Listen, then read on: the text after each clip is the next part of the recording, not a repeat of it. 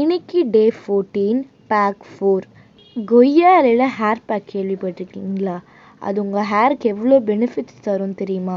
எவ்வளோ ரெஃப்ரெஷ்மெண்ட் ஆகும் தெரியுமா? அது எப்படி செய்யணும்னு வாங்க வீடியோக்குள்ளே போய் பார்க்கலாம். இந்த பேக் செய்யறதுக்கு ஒரு மிக்ஸி ஜாரில் 4 டேபிள் ஸ்பூன் நைட் ஃபுல்லாக ஊற வச்ச வெந்தயம், 2 வாழைப்பழம், அப்புறம் கொய்யா இலை இருக்குல்ல, அந்த கொய்யா இலையில ஒரு 10 15 இலைய பிச்சு சேர்த்துக்கலாம். அதில் ஒரு முழு முட்டையை உடைச்சி சேர்த்துக்கலாம். இதுலேயே வெந்தயம் ஊற வச்ச தண்ணி சேர்த்து நல்லா அரைச்சி ஃபில்டர் பண்ணி எடுத்துக்கலாம். ஃபில்டர் பண்ணி எடுத்த பேஸ்ட்டில் 1 டேபிள் ஸ்பூன் அளவுக்கு கேஸ்டர் ஆயில் ஊற்றிக்கலாம். பேஸ்ட் ரொம்ப திக்காக இருந்தால் கொஞ்சம் தண்ணி விட்டு நல்லா கலந்து எடுத்துக்கலாம். அவ்வளோதான், நம்மளோட பேக் ரெடி ஆகிடுச்சு. இதில் இருக்க கொய்யா இலை உங்கள் ஸ்கேல்ப் நல்லா க்ளீன் பண்ணி ஒரு நல்ல ஒரு ரெஃப்ரெஷ்மெண்ட் தரும்.